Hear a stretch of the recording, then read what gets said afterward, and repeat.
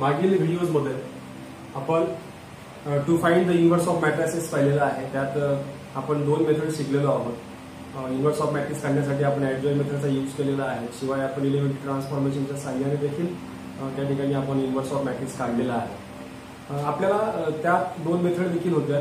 आपण due to row transformation, due to column transformation देखील inverse of matrix काढलेला आहे। परंतु असे काही अजून एक्झाम्पल्स आहेत ज्यांना विचारण्याची मेथड जी आहे थोडीशी वेगळी राहू शकते, पण सॉल्व आपण एक्झॅक्टली सेम वेने करणार आहोत। काही त्याच्यात वेगवेगळ्या प्रकारचे एक्झाम्पल्स येतील, तर ते एक्झाम्पल्स आपण पाहतो आहोत ज्यात नाविन्य काहीतरी थोडंफार प्रमाणात दिसेल। पाहता क्षणी एक्झाम्पल आपल्याला ओळखता येणार नाही की कोणत्या टाईपचा आहे वगैरे। तर अशा वेळेला आपण बेसलेस एक्सरसाइज 2 ऑफ याला सुरुवात केलेली होती आणि त्यात आपण 6व्या एक्झाम्पल पर्यंत पोहोचलेलो होतो। आता आपण बघणार आहोत एक्झाम्पल नंबर 1। तर ऑफकोर्स यात देखील टेक्नॉमेट्री आलेली आहे, तर टेक्नॉमेट्री याच्यात देखील येऊ शकते। तर ते सॉल्व कसं करायचं आहे ते आपल्याला पाहायचं आहे। तर मॅट्रिक्स ए तुम्हाला दिलेला आहे, find the inverse of A. Matrix आहे cos θ - sin θ 0, sin θ cos θ 0, 0 0 1। आणि अशा प्रकारच्या एक्झाम्पल्सला आपल्याला इलेमेंटरी रो ट्रान्सफॉर्मेशनने किंवा इलेमेंटरी कॉलम ट्रान्सफॉर्मेशनने सुद्धा इन्व्हर्स करता येणार आहे। तर आपल्याला दोघी मेथड्स ते इथे काढायचं आहे। या प्रकारचं ते एक्झाम्पल आहे। तर दिलेला मॅट्रिक्स जे आहे ए, त्यात जर आपल्याला पहिले रो ट्रान्सफॉर्मेशन अप्लाय करायचं असणार तर आपण काय कन्सिडर करत आहोत? आपण जर पहिल्या क्रमांकाचं सोडवतो आहोत रो ट्रान्सफॉर्मेशन, तर कन्सिडर आपण मागील व्हिडिओजमध्ये हे डिटेलमध्ये पाहिलेलं आहे। तर अशाला कन्सिडर करायचं आहे A into A inverse is equal to I. अशा प्रकारे आपण कन्सिडर करतो। जर कॉलम ट्रान्सफॉर्मेशन असेल तर A inverse into A is equal to I, हे आपण पाहणार आहोतच।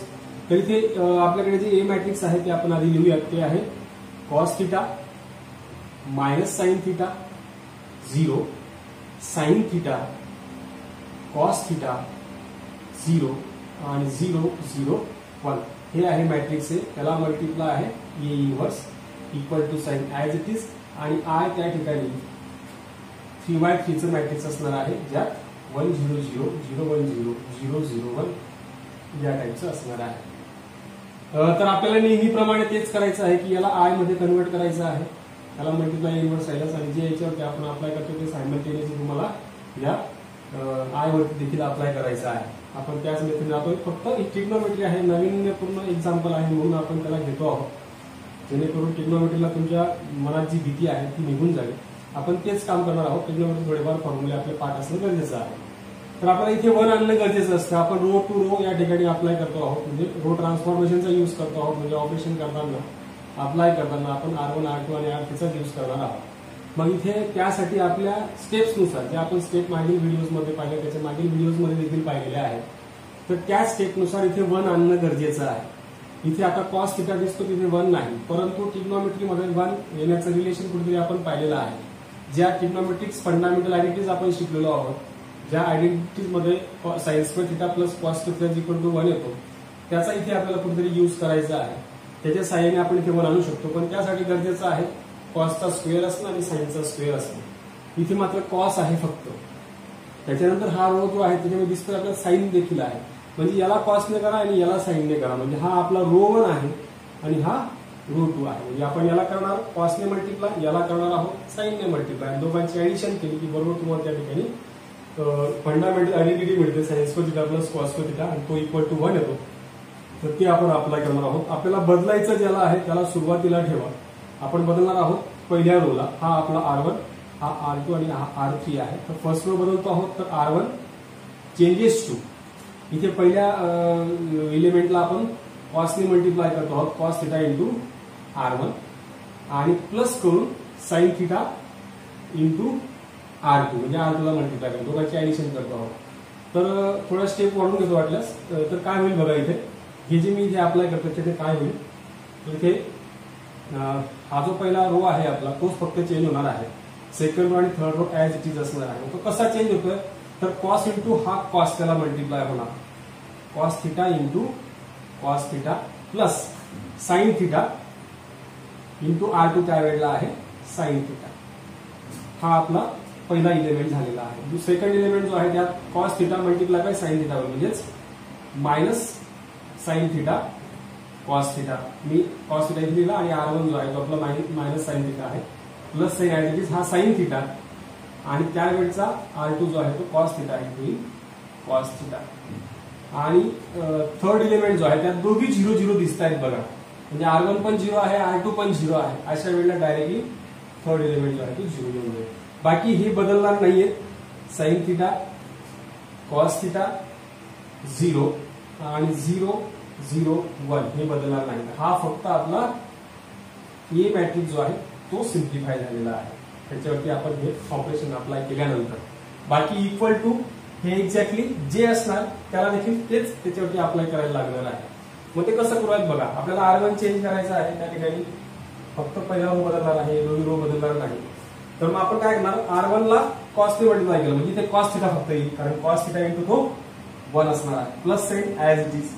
त्यानंतर साइन थिटा आणि त्याला त्यावेळेला R2 ने मल्टिप्लाय करतो तो आहे 0.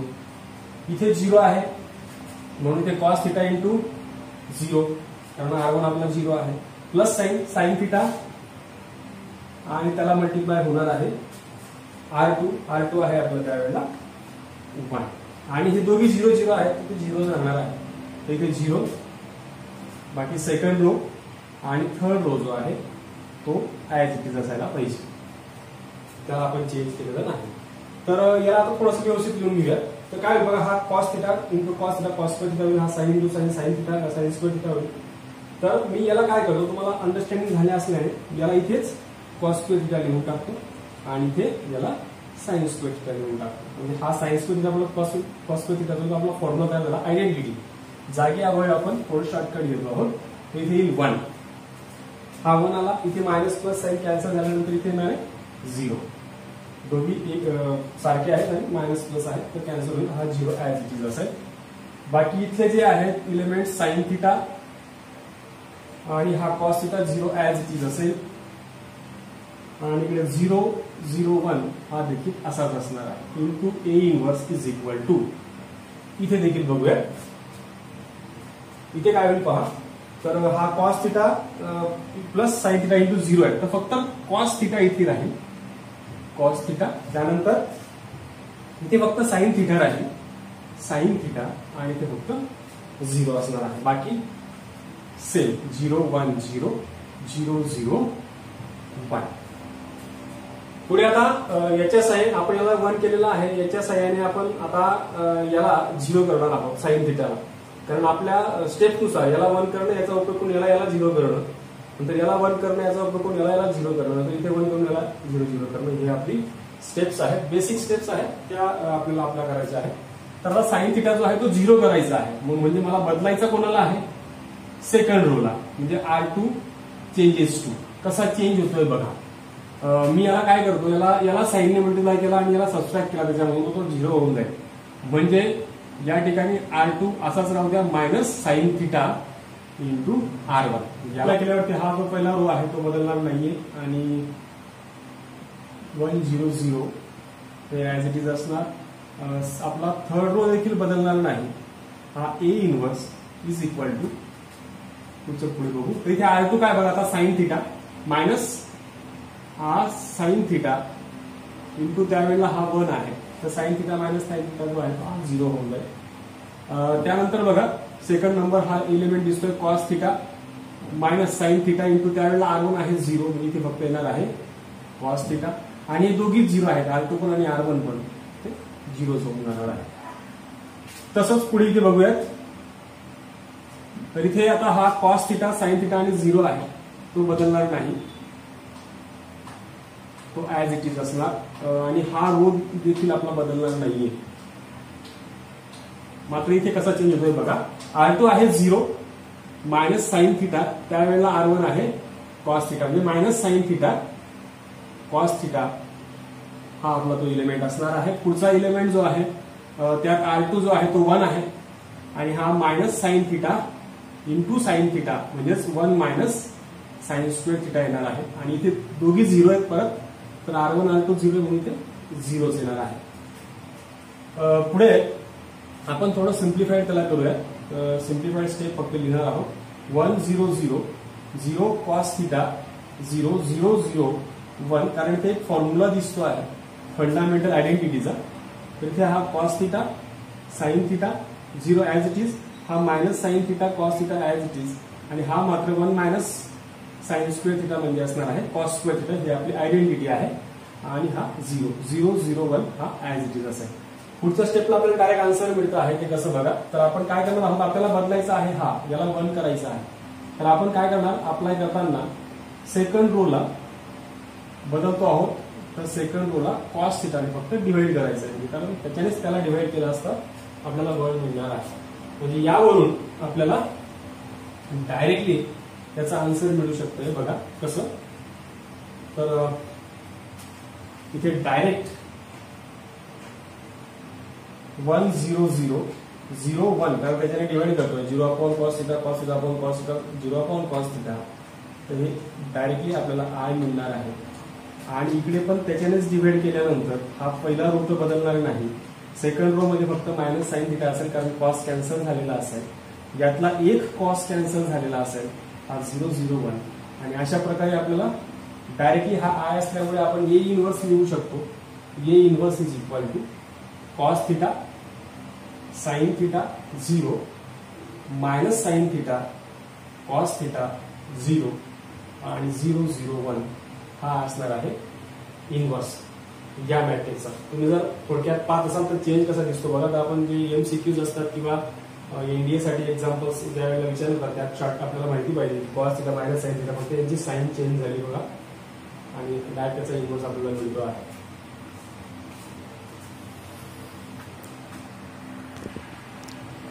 त्याच एक्झाम्पलला ते जे काही दिलेलं मॅट्रिक्स आहे त्याच मॅट्रिक्सला आपण आता कॉलम ट्रान्सफॉर्मेशन सॉल्व्ह करायचं आहे.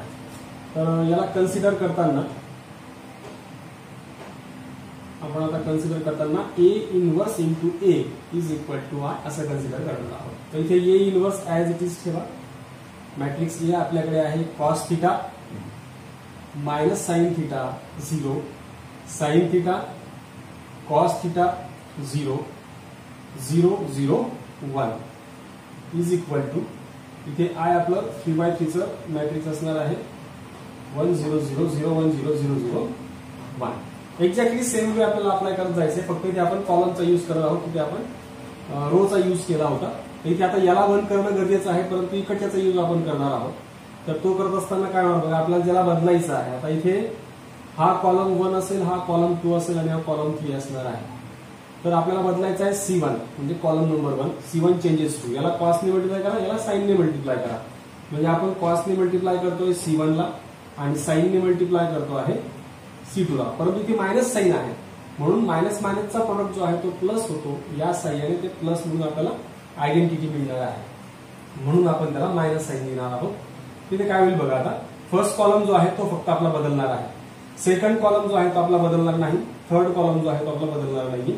तर फर्स्ट कॉलम कसा बदलतो बघा, याला कॉसने मल्टिप्लाय केलं म्हणजे काय येईल कॉस थिटा इंटू हा कॉस थिटा. थोडं शॉर्टकट जातो डायरेक्ट आधीच कॉस स्क्वेअर थिटा करून टाकतो, कारण C1 ने मल्टिप्लाय केलं त्याला. त्याच्यानंतर ही मायनस आणि ही मायनस साइन म्हणून प्लस झाला.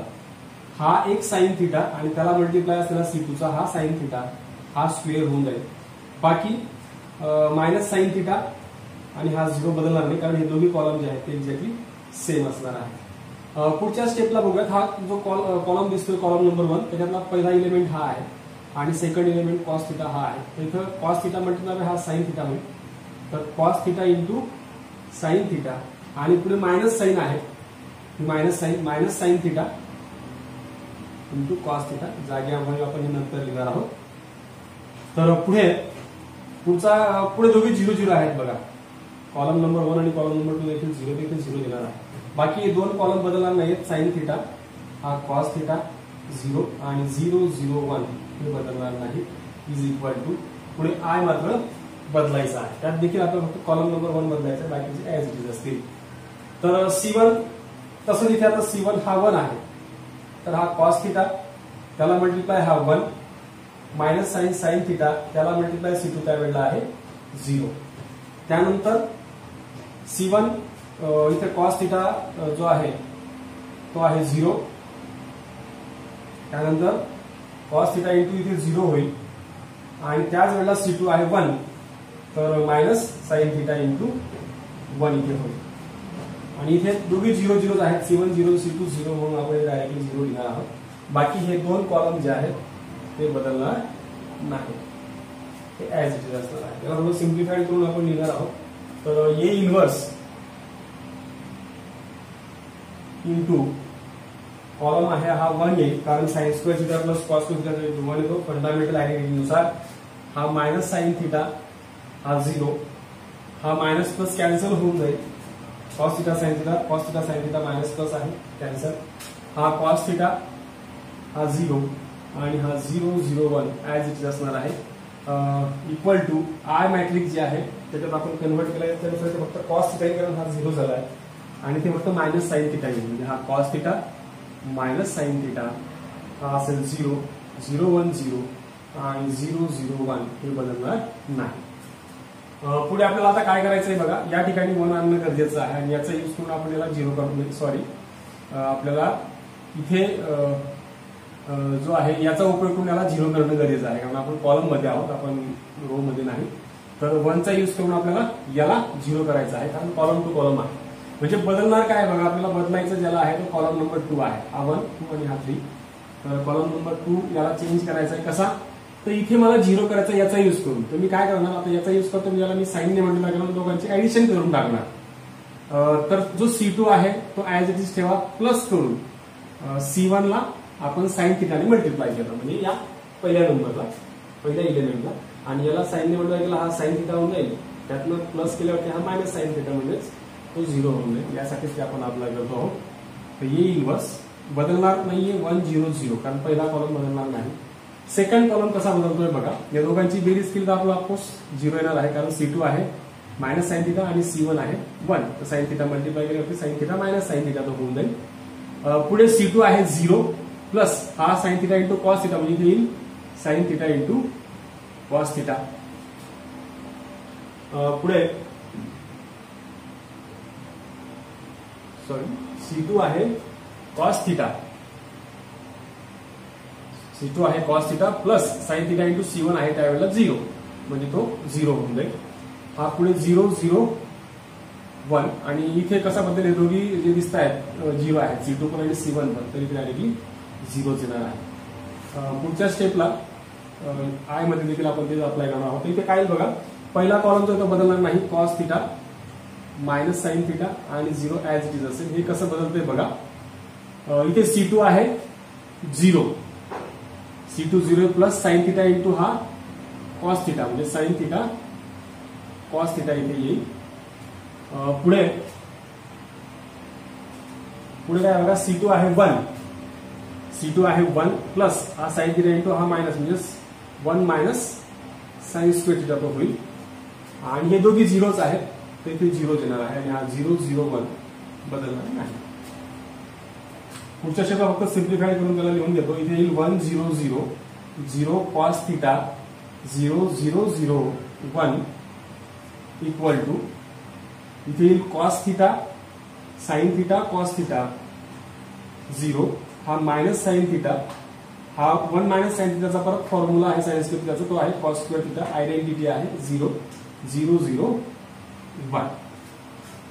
आता पुढच्या स्टेपला फक्त इथे 1 आणणं गरजेचं आहे. तर आपण अप्लाय करत असताना याला जर 1 करायचं तर कॉलम नंबर 2 ला डायरेक्ट कॉस थिटाने डिवाइड करायचं. कॉलम नंबर 2 चेंज होतोय आणि C2 अपॉनला केला मी कॉस थिटा, पूर्ण कॉलमला करतो आहोत. तर इथे काय येईल बघा,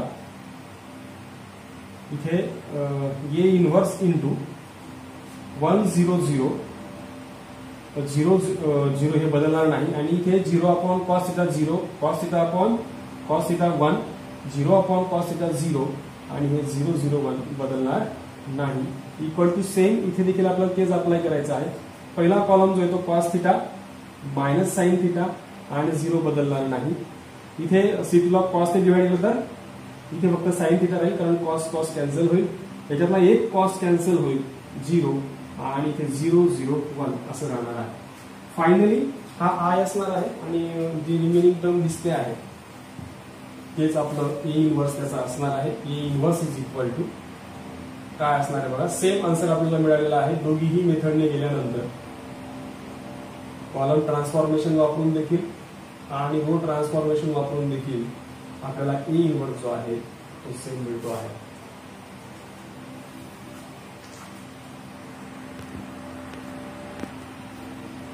नेक्स्ट एक्झाम्पल बघूया. Example number 12.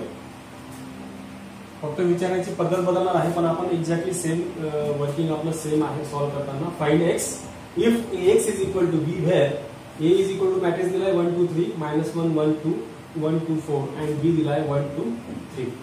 तर इथे जे काही त्यांनी दिलेलं आहे relation A x is equal to B त्याच्यामध्ये आपले व्हॅल्यूज पुट करून द्या. इथे आपण ए टाकला 1 2 3 -1 1 2 1 2 4. त्यानंतर इथे एक्स आहे जो अननोन आहे, जो आपल्याला काढायचा आहे, फाइंड करायचा आहे. इथे हा 1 2 3 ऍज इट इज असं आहे. सेम वेने जाणार आहोत. एक्स हा जो आहे तो मॅट्रिक्सच्या राईट हँड साईडला आहे, म्हणजे आपण रो ट्रान्सफॉर्मेशन इथे अप्लाय करणार आहोत. तर या 1चा यूज करून याला 0 0 करायचा आहे. नंतर इथे 1 आणून याचा उपयोग करून याला 0 करायचा आहे. नंतर इथे 1 आणून याचा उपयोग करून याला आणि याला 0 करायचा आहे. या आपल्या स्टेप्स आहेत, बेसिक स्टेप्स आहेत, त्या स्टेपने आपण जाणार आहोत. सुरुवातीला आपल्याला बदलायचं ज्यांना आहे ते डायरेक्ट लिहून घ्या. हा R2 आहे, हा R1 R2 आणि R3. हा R2 बदलायचा आहे, changes to R2 plus R1 करा. दोघांची सम केली की तुम्हाला 0 मिळतो आहे. दोघांची सबस्ट्रॅक्शन केली की तुम्हाला 0 मिळतो आहे. म्हणून R3 ला देखील changes to R3 minus R1 असं लिहिता येणार आहे. अगदी इझी आहे. एकदा लक्षात आलं की आपण काय त्या ठिकाणी ट्रान्सफॉर्मेशन घेणार आहोत तर नक्कीच आयडिया आल्यानंतर ते इझी जाणार आहे. तर इथे काय होईल बघा. आता जे आपण केलेलं आहे ते पहिला रो जो तो बदलणार नाही. 1 2 3 एक्स इज इक्वल टू इथे देखील हा फर्स्ट रो बदलणार नाही. आपण एक साथ दोघी बदलू शकतो इथे. तर R2 कसा चेंज होतो बघा. तर ह्या दोघींना 0 करण्यासाठी आपण 0 0 लिहूया डायरेक्टली. पुढे हा R2 जो आहे तो आपला 1 आहे. 1 प्लस 2 हा 3 झाला. 2 प्लस 3 हा 5 झाला. नंतर सबस्ट्रॅक्ट केलाय. 1 - 1 0 2 - 2 0 आणि कशातलं काय मायनस ते पाहून घ्या. 4 - 3 1 इथे येणार आहे. तसं इथे काय होईल बघा. R2 प्लस R1 म्हणजे या दोघांची सम आहे ती 3 येते आहे. आणि इथे R3 मायनस R1 म्हणजे 3 - 1 तो 2 मिळतो आहे. पुढे याला 1 करणं गरजेचं आहे. तर याला 1 करताना आपण त्याला डिवाइड करणार आहोत त्याच नंबरने. Apply R2 changes to R2 upon 3. त्याला आपण 3 ने डिवाइड करतो आहोत. त्याला डिवाइड करण्याचं कारण जे आहे ते ऑफकोर्स तुम्हाला समजलं ना की आपल्याला 1 आणणं गरजेचं होतं. मग आपण जर त्याला 3 ने डिवाइड केलं तर काय होईल बघा. 1 2 3 पहिला रो बदलणार नाही. याला 0/3 केला 0 जेन 3/3 केला 1 येईल 5/3 हा 5/3 असेल. आणि 0 0 1 हा रो जो आहे तो बदलणार नाही. एक्स इज इक्वल टू इथे देखील हा 1 बदलणार नाही. 3/3 केला इथे 1 येईल 2 ऍज इट इज असेल कारण फक्त रो 2 बदलणार आहे. पुढे आता या ठिकाणी 1 आला आहे. ऑलरेडी 0 येऊन गेलेला आहे. तर याचा यूज करून फक्त याला आपल्याला 0 करणं गरजेचं आहे. आपण अप्लाय करत असताना असं अप्लाय करू की जेणेकरून तो 0 होईल. तर इथे बदलायचा आहे R1 ला changes to R1 - 2 into R2 कारण उपयोग करायचा आहे तो R2 चाच. याच्या यूज केल्यानेच आपण याला 0 करू शकणार आहोत. त्यामुळे मी याला 2 ने मल्टिप्लाय केलं त्यातनं सबस्ट्रॅक्ट केलं तर तो 0 मिळतो आहे. म्हणून आता कोण बदलणार आहे बघा. इथे पहिला रो जो आहे तो फक्त बदलतो आहे. तर हे 1 0 हे 1च राहील कारण 1 - तो 0 होऊन जाईल. इथे 2 आणि हा 0 होईल 2 - 2 0. हा मात्र बघा 3 - 2 इंटू 5/3 होईल. म्हणजे मी ज्या ठिकाणी R1 आहे त्या ठिकाणी 3 ठेवतोय आणि ज्या ठिकाणी R2 आहे त्या ठिकाणी 5/3 ठेवतोय. त्याला ज्यावेळेला आपण सिम्प्लिफाय करतो 3 3 9 म्हणजे -1/3 तो येणार आहे. 3 3 9 आणि ते म्हणजे 10 आणि क्रॉस केल्यानंतर तो -1/3 येणार आहे. पुढचे रो मात्र बदलणार नाही.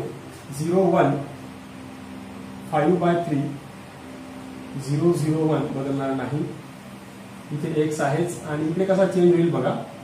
इकडे देखील फक्त फर्स्ट रो बदलणार आहे. तो कसा बदलेल तर R1 आहे 1 -2 इंटू आहे 1 म्हणजे 1 - 1 1 - 2 1 - 2 तो होईल आणि तो येईल -1 आणि हे दोन्ही रो जो आहे ते बदलणार नाही. पुढे आता याचा यूज करून या दोघींना 0 करायचा आहे. तर अप्लाय आपण हे एक साथ अप्लाय करू शकतो. तर मला बदलायचं आहे R1 ला चेंजेस टू R1. आता इथे 1/3 आहे आणि इथे 1 आहे. तर आपण R1 प्लस 1/3 R3 करू शकतो. तसंच इथे R2 चेंजेस टू हा बदलायचा आहे. तर R2 मायनस 5/3 R1 असं करू शकतो. सॉरी R3 कारण R3चा आपण यूज करू शकतो इथे. याचा यूज करून ती 0 करायची आहे. त्याला डायरेक्टली लिहायला हरकत नाही. 0 1 0 तुम्ही ट्राय करू शकता. त्यात व्हॅल्यू कुठल्यानंतर ते तुम्हाला बरोबर आय मॅट्रिक्स मिळेल. आता हे एक्झॅक्टली सेम याच्यावरती अप्लाय करायचं आहे. फक्त आपला थर्ड रो जो तो बदलणार नाही, बाकी सगळं बदलणार आहे. तर ते कसं बदलतं बघा. R1 प्लस म्हणजे R1 आहे आपला -1 प्लस 1/3. R3 त्यावेळेला आहे R3 आहे 2 म्हणजे हा काही -1 -3 प्लस 2/3 म्हणजेच -1/3 आपल्याला तो मिळतो आहे.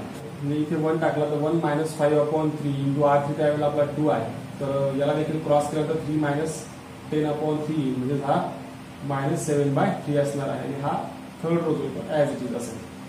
त्यानंतर याला आता डायरेक्टली आन्सर मध्ये आपण लिहू शकणार आहोत. x इज इक्वल टू हा -1/3 हा -7/3 आणि हा 2 असेल.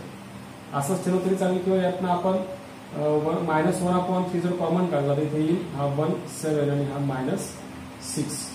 या प्रकारे आपल्याला एक्स मॅट्रिक्स जे आहे ते मिळणार आहे.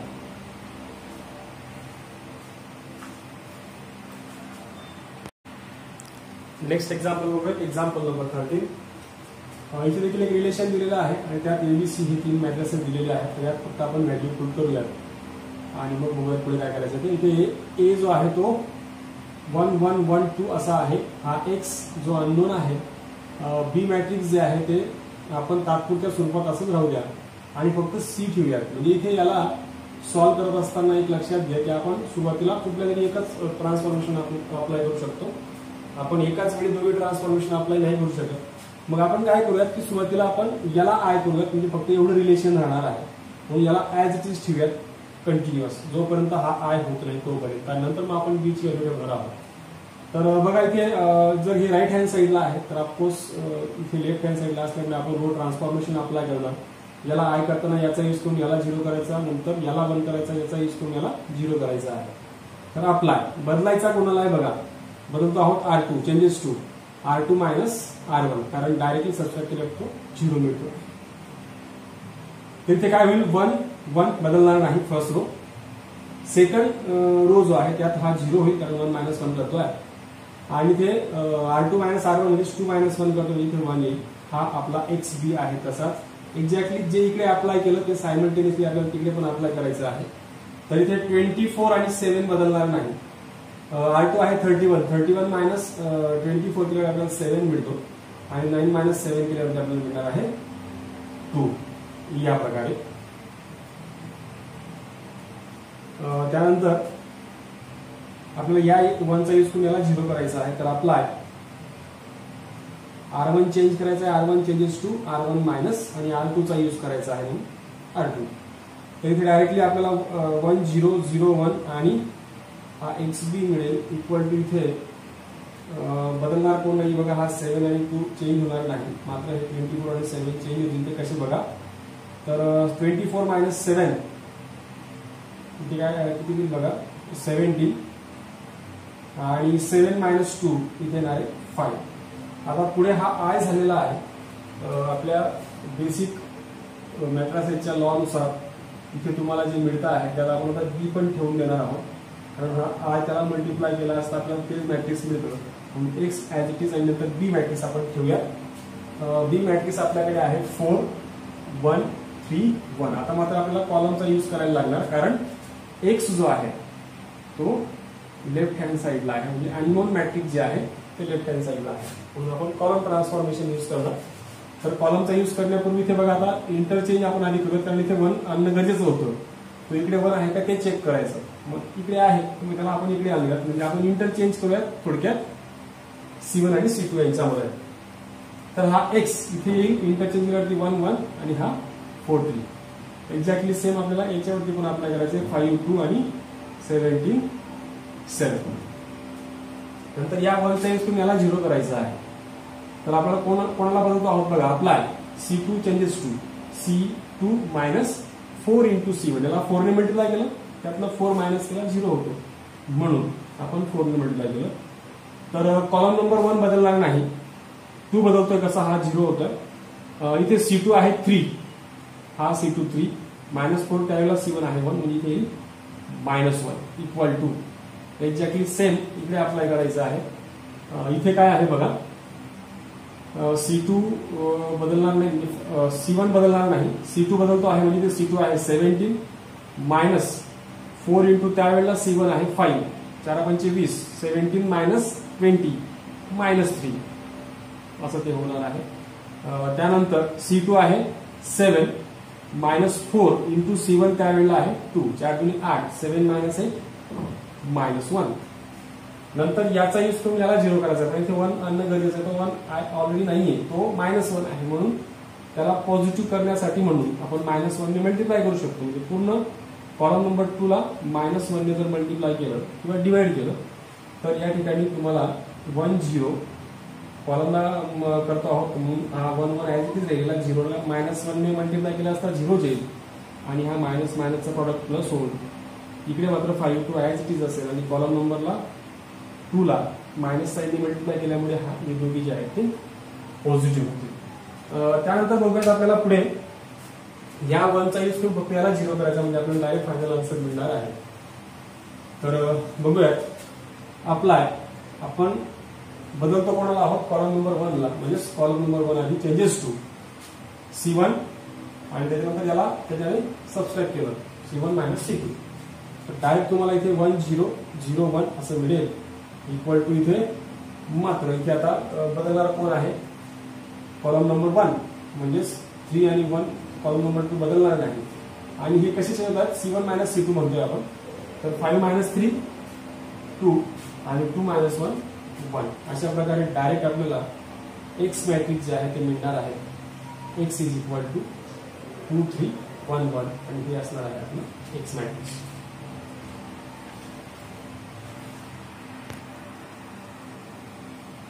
Next example number 19 and last example. तर इथे बघा काय म्हटलंय, show with the usual notation that for any matrix A. हे आपलं जनरल मॅट्रिक्स आहे. या जनरल मॅट्रिक्सला कसं लिहिलं जातं बघा, ए इज इक्वल टू या त्याच्या रो आणि कॉलम याच्या पोझिशननुसार त्या एलिमेंट्सला लिहिलं जातं. A11 A12 म्हणजे फर्स्ट रो मधले एलिमेंट्स आहेत, second column third column third column मधले एलिमेंट्स असं त्याचं मिनिंग आहे. त्यानंतर second row first column, second row second column, second row third column, नंतर third row first column, third row second column, third row third column. आणि हे 3x3 असल्यामुळे त्या ठिकाणी आपण 3 रो आणि 3 कॉलम घेणार आहोत. हे आपलं जनरल मॅट्रिक्स झालं आणि त्यात हे कॅपिटल जे वापरलेलं आहे ते आहे कोफॅक्टर्स. आणि आपण कोफॅक्टरचा फॉर्म्युला देखील शिकलेलो आहोत. कोफॅक्टर्स म्हणजे काय असणार आहे, कोफॅक्टर्स म्हणजे ए इज इक्वल टू आपण कसं लिहिणार आहोत, समजा आपल्याला ए आय जे लिहायचं असणार तर इथे -1 + i + j into M I J. आणि एम आय जे म्हणजे काय असणार आहे, स्पेसिफिक रो आणि कॉलम तो जो आहे तो सोडून उरलेले 4 एलिमेंटचा आपण डिटर्मिनंट घेणार आहोत, त्या प्रकारचं ते असणार आहे. तर त्याच्यानुसार आपण बघूयात. फर्स्ट कन्सिडर करूयात, कन्सिडर LHS. काय LHS बघा, A11 A21 plus A12 A22 plus A13 A23 equal to हा A11 ऍज इट इज असेल. आता हा कॅपिटल A21 आहे म्हणजे आय जे आहे, हा -1 काय येईल 2 + 1 आणि हा MI जे असणार आहे म्हणजे M21 प्लस तसं इथे हा A12 हा A22 म्हणजे काय असणार आहे -1 + 2 + 2 इंटू M22 प्लस हा A13 ऍज इट इज आणि हा काय असणार आहे -1 + 1 + 3 आणि इकडे हा A23 म्हणजे सॉरी इथे A2 + 3 आणि इथे असणार आहे M23. आता हे सगळे नोटेशन्स आपल्याला माहिती आहेत, त्यानुसार आपण त्यांना फक्त व्हॅल्यू इथे लिहिणार आहोत. तर त्यानुसार इथे काय होईल बघा, equal to A11 as it is आणि -1 + 2 + 1 3 येतो म्हणजे मायनस साईन तिथे येणार आहे म्हणजे इथे येईल मायनस साईन. आणि हा जो दिसतो आहे M21 म्हणजे सेकंड रो आणि फर्स्ट कॉलम सोडून द्यायचा आणि उरलेले 4 एलिमेंटचा डिटर्मिनंट घ्यायचा आहे. तर याला मायनस साईन जी आहे ती मायनस साईन पुढे लिहितो आणि त्याला मल्टिप्लाय इथे 21 म्हणजे सेकंड रो फर्स्ट कॉलम सोडला, डिटर्मिनंट A12 A13 A32 आणि A33. त्यानंतर पुढे प्लस साईन आहे आणि हा -1 + 2 + 2 4 झाला तर इथे देखील हा पॉझिटिव्ह होऊन जाईल म्हणून हे प्लस साईन असणार आहे. तसंच बाकी पुढे हा A12 आहे तसाच, आणि पुढे M22 आहे म्हणजे सेकंड रो सेकंड कॉलम. तर इथे A11, A13, A31 आणि A33 असे 4 एलिमेंटचा डिटर्मिनंट येईल. पुढे हे 2 + 3 5 झाला म्हणजे -1:5 मायनस साईन तिथे येईल. आणि हा A13 आणि M23 आहे बघा म्हणजे सेकंड रो थर्ड कॉलम म्हणजे A11, A12 आणि A31, A32 या प्रकारचं डिटर्मिनंट असणार आहे. इक्वल टू याला आता व्यवस्थित लिहून घेतो. A11 क्रॉस केल्यानंतर A12, A33 मायनस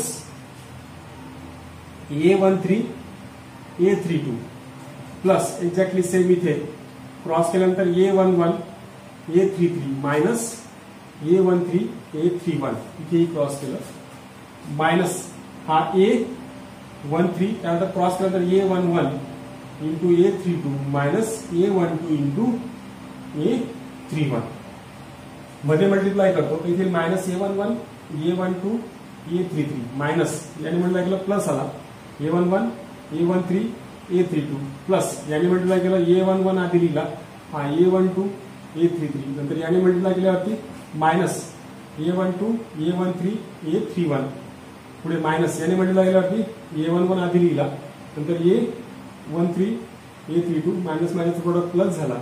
याने मल्टिप्लाय केलं तर A12, A13 आणि A31 तर सगळं तुम्ही पाहत असाल व्यवस्थित. तर हे मायनस आणि हे प्लस कॅन्सल होईल. नंतर हे मायनस हे प्लस हे मायनस कॅन्सल, हे प्लस हे मायनस कॅन्सल आणि फायनली तुम्हाला 0 म्हणजे हा आपल्याला मिळतोय RHS. अशा प्रकारे आपण दुसरं पण सॉल्व्ह करू शकतो. त्याचप्रमाणे इथे डिटर्मिनंटच्या व्हॅल्यू तुम्ही ठेवल्यात तर आपण त्याचप्रमाणे तुम्ही जर इथे 4 फॅक्टरच्या व्हॅल्यूज ठेवल्यात तर ते तुम्हाला डिटर्मिनंट ऑफ ए मिळणार आहे.